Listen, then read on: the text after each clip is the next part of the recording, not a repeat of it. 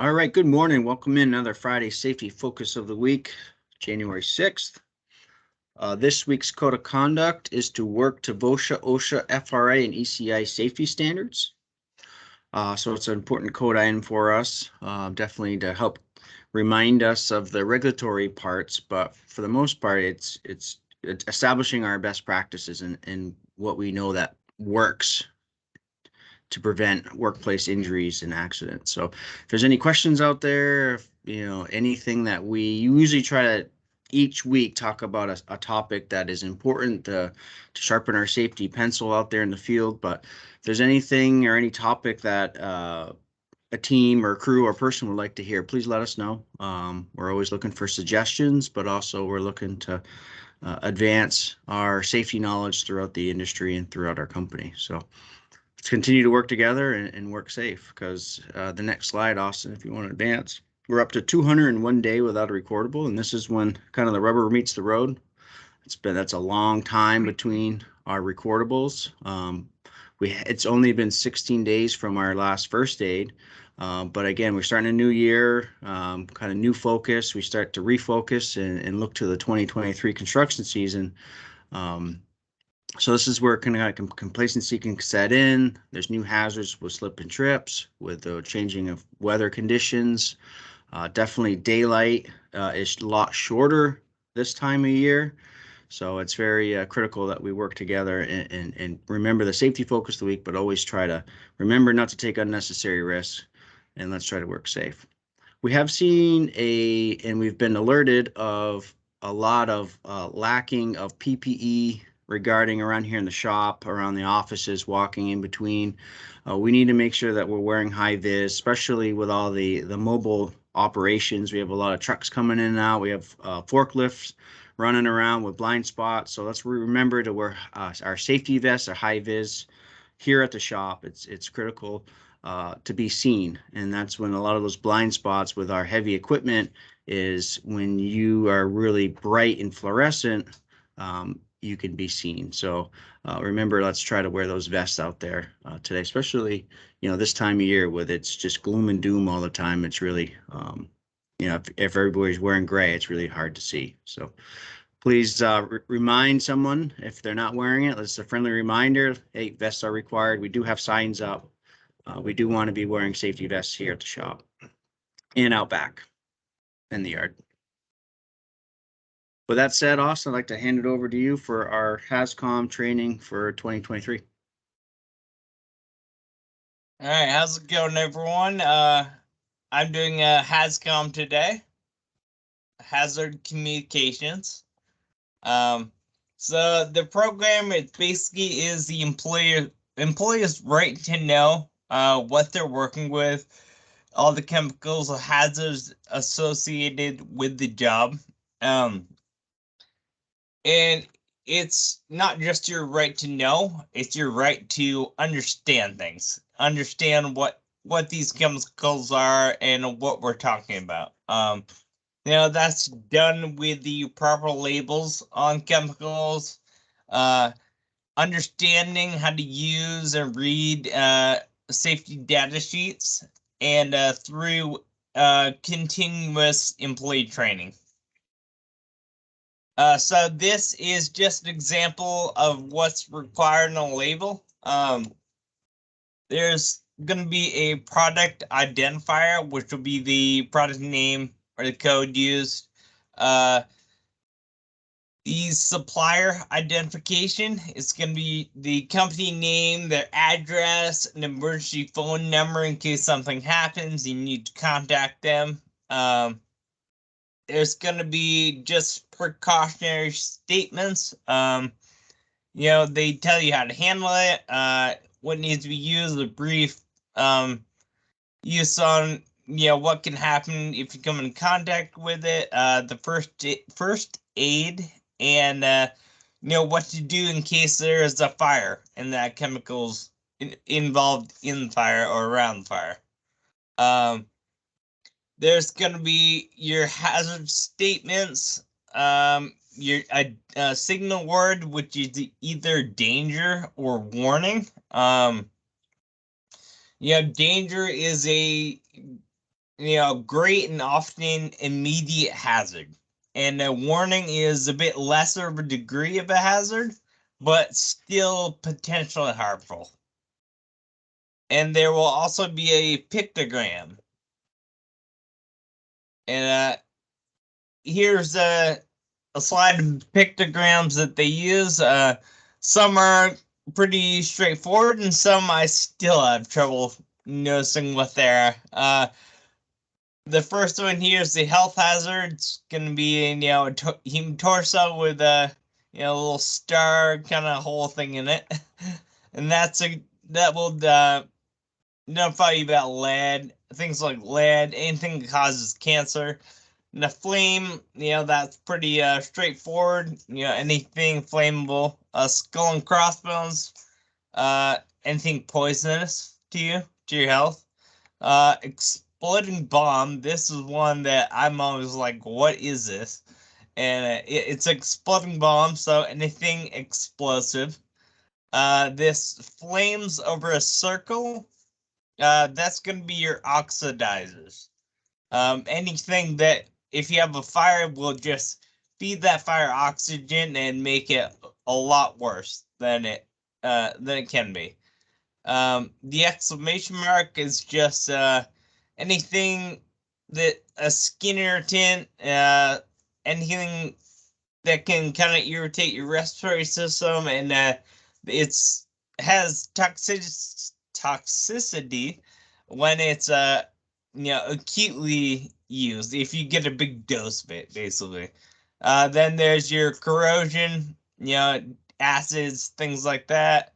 Non-mandatory one would be this little fish in a dead tree. The environment one, usually anything toxic to the environment or aquatic. And then you'll see your little gas cylinder as well. Safety data sheets, where to locate them. We have hard copies here in the safety office. Matt and I are also just a call away, so if you ever have questions about anything or need something right away, let us know. We'll get it for you. There is a link on Teams.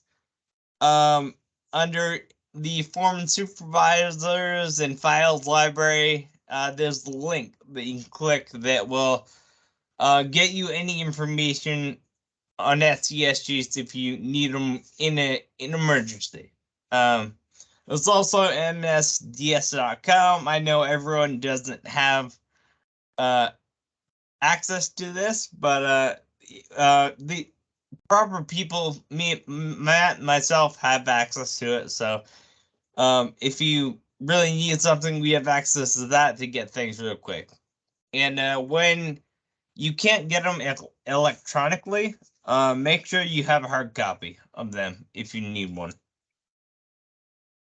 I'll just go quickly through a SDS sheet. Basically, the first section will be the identifier. Second is going to be your hazards, all that. This is just like a more expansive than the label. It tells you more information, things like that. These are good to have if you have to rush someone to the hospital and they've been in contact with one of these chemicals. The doctors use this for information on what to do for first aid or medical treatment. They're gonna have the ingredients, what they're made of.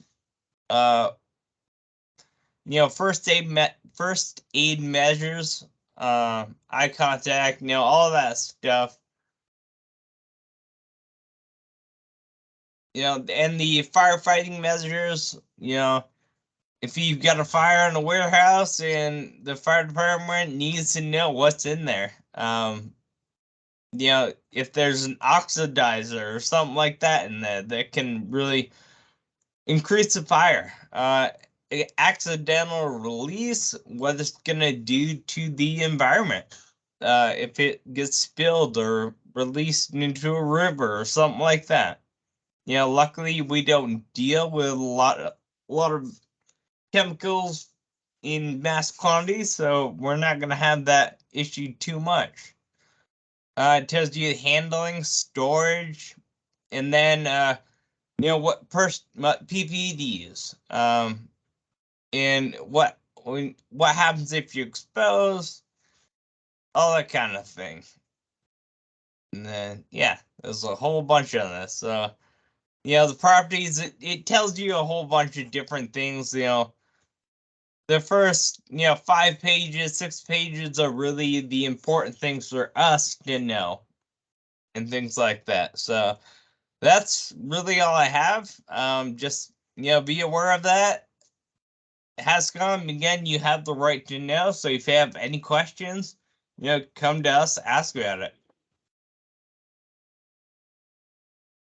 Yeah, thank Austin. It's a very important resource that we all remember.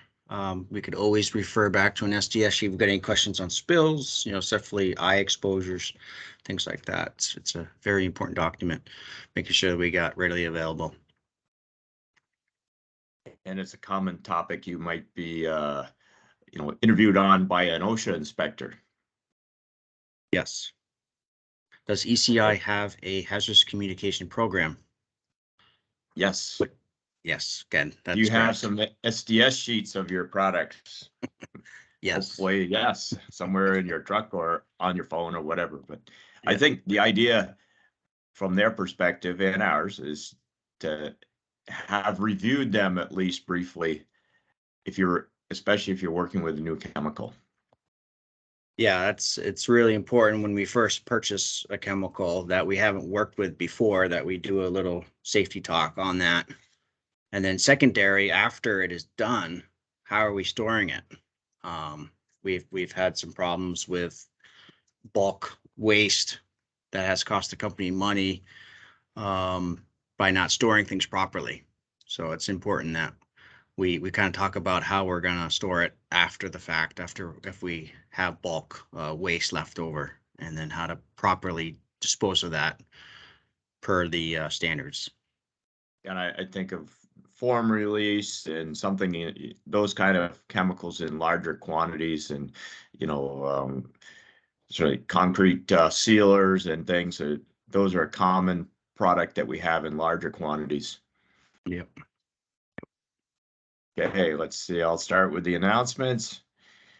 And this is more of a reminder right here. We have Morgan Stanley here today at the shop, the office, front office. And I assume if you're interested, you've already signed up. So like I say, this is more a reminder. I don't know if there are any appointments still available, but if you're interested, check with Ursula this morning when she gets in. And then if that still doesn't work, I'm sure that something can be arranged, either, a Teams, discussion with the Morgan Stanley person at a time that's convenient for everybody. And then I left in here also the 401k limit increasing. As you get older, you can bump your contributions up, and the numbers look big, and they certainly are, that you can do every year. But this is a great time of year, early in the year, to start bumping up your 401k contributions, so that in the end of the year, you're closer to your contributions, your maximums, and then it's a lot easier to invest and save, I should say, little incrementally versus all at once. And also, it's a smarter type of investing, because when you invest in something like the stock market, which goes up and down all the time, and hopefully, presumably, eventually all up in the long run, that if you invest incrementally, little bits at a time, you kind of have that a smoother and better return on your investment. So I'm left this ECI annual giving, as we're still in the process of giving out the contributions collected by the employees, and from the employees, the Classic Mike Lawyer, the Vermont National Guard Foundation, the UVM Medical Cancer Foundation, and the Make-A-Wish are the 4 recipients. And then we have the results. Get down there, where we go. Total of 21,483 from all the employees to the ECI corporately boosted it up enough to make it a nice round 25,000. And there was another 89.56 from ECI sweatshirt and t-shirt sales. And this picture I have is from the holiday barbecue we had last week at the shop, and it was presented. This $6,250 was given to the Classic Mike Lawyer Foundation, of course, with Tom there and his brother Steve, and that's Tom's son to his right there. And Sarah is also on the board of directors. That's why she's in there. And then the other person is Sarah Kirshner. Kirshner signed Sarah. I don't know her last name, if it's Kirshner or not. And she was at the event here to give, because she contributed in putting together this sign for Larry's shop, which we presented to Larry last week. And that will be mounted in the shop. So I'm sure most of you or all of you have heard by now that Larry has officially retired now. I have left in here again the link to the primary care wellness program. And for upcoming weather, it's just really, it's getting back to a little cooler, like below freezing at night. I don't understand what's going on here with the weather, but it looks like it's kind of creeping towards more like spring than it does winter. I'm sure when we get ready for spring, you know what'll happen. And then for the project of the week, Ethan is going to present on the Oakledge Park project. Ethan, did you want to take control and present with the email from your computer, or you want me to just scroll down? You can just scroll, Ken. Okay, all right. Okay, great. Okay. I'll get down to the through the text. ECI. Oh, yeah. ECI is contracted with the city of Burlington to build phase 2 of the Burlington Oakledge Park Universal Playground. This park is an extension of the phase 3B Greenway project that ECI has been involved with for several years. The playground and play equipment will be handicap accessible for people with all abilities. The new playground equipment includes a handicap accessible carousel, embankment slide, rope climb, talking tubes, wind chimes, and a whale drum. The project scope has continued to increase, and ECI is now responsible for installing all the play equipment. With the warmer November we had, we were able to complete 70% of the project before winter. Early spring, ECI will be installing the embankment slide, rope climb, the whale drum, wind chimes, and finishing the rest of the concrete sidewalks and building a small parking lot expansion. I put a link to the website, because it's actually, I'm sure the city must be contributing some, but a lot of it is driven by contributions. Mm-hmm. So this is the overview of the project. In the lower left corner, that whole white area with the sidewalks surrounding it, that's the existing playground, and everything around it is our the phase 2 project. So lots of ADA compliant sidewalks, and it weaves in and out of all the existing trees there. It's a tight little site. The whole site gets built up like 7 feet in order to use that ADA slide. So it's very, very interesting project. So that's the reason why there's so much ADA compliant sidewalk, is just to allow for that grade change from the top of the slide to the bottom of the slide then. Yeah, exactly. Let's see here. Oops, let me pop that a little too far. Back it down. The whale drum.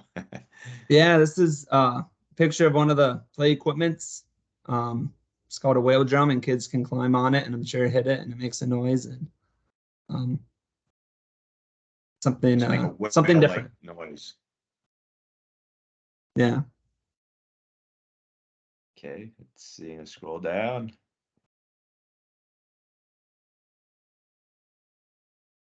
This photo shows the rope climb, and in the background, you can see the lighter color. You can see that embankment slide. Both of them are side by side, but the rope climb is designed so I believe your feet always stay on the ground. I think the maximum height it gets off the ground is around 3.5 feet. So everyone can enjoy it, and The slide is embedded into the ground with a little platform made out of wood.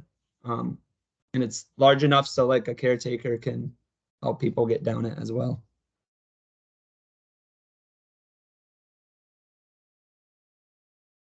This was a drone photo that we took with our drone. Yeah, this is a great shot from Richard. So you can see the existing playground, and it looks like we poured some concrete sidewalk around it that day.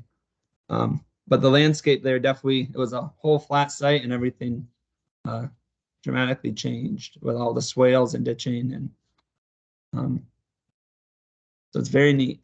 Yeah.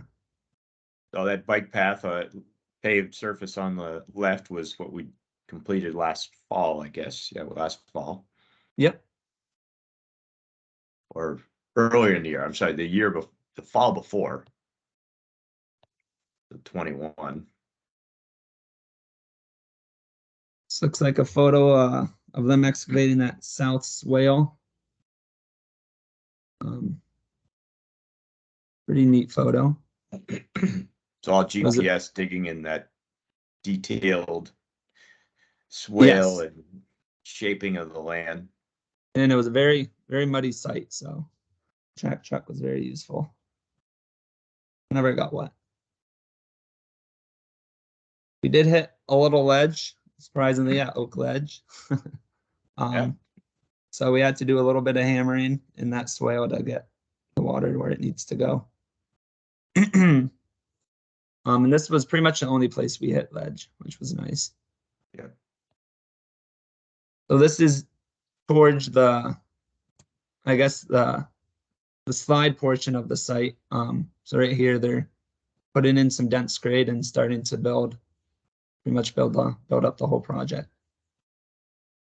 Looks like you only had sunny days out there. Yeah, you did have great weather.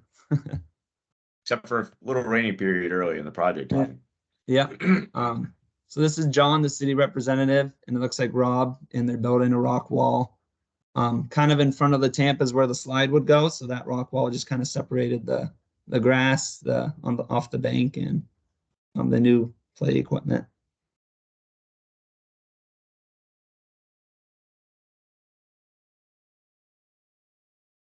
And this is a great photo from the highest point on the project, and it kind of shows how far we got.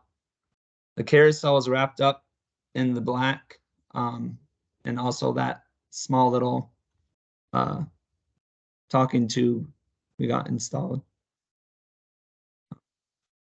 So talking to some kind of big amplifier, like almost like a musical instrument or something, but you speak into it.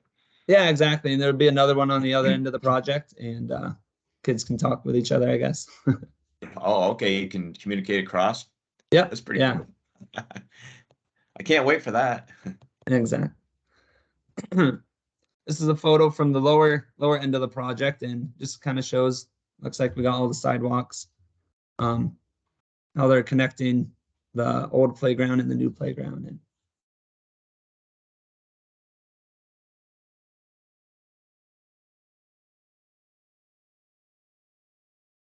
here we are pumping some concrete up to the sidewalks in the higher elevations. Cool little photo.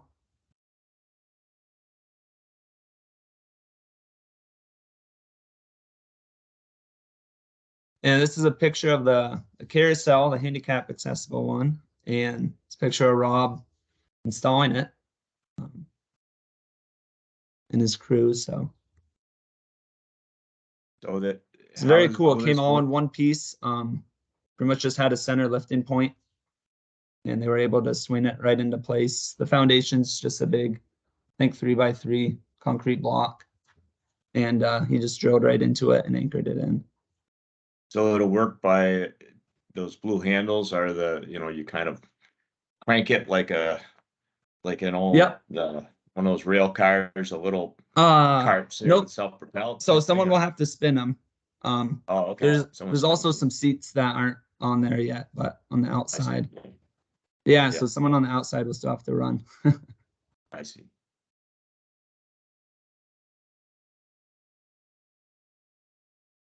Then here's a photo of most of the team that was involved with this project.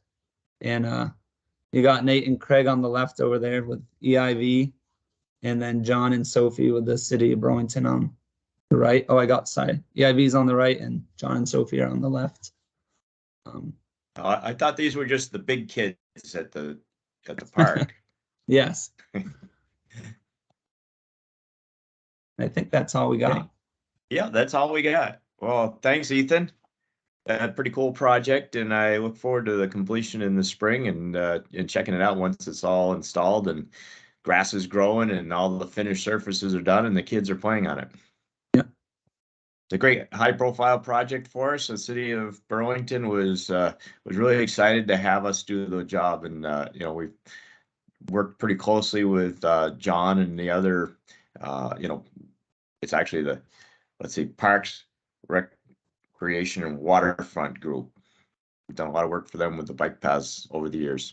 Yep. So I have a couple links to the slideshows. I'm going to probably consolidate it into one and then leave it at the bottom of the emails from here on out. And then for the project archives, I have the Mount Mansfield High School athletic and field and track work in Jericho. Oh, I forgot to put a date. So that would have been probably around 2010 or something like that. So that's what I got. I'll turn it back over to you, Matt. Make sure you check your SDS sheets today. Have a safe day. Yes, thanks again. If you watched this safety meeting in a group setting, please just send me over a message so we can capture attendance. That'd be much appreciated. Let's have a great day. Let's have a safe day. Thanks. See you later.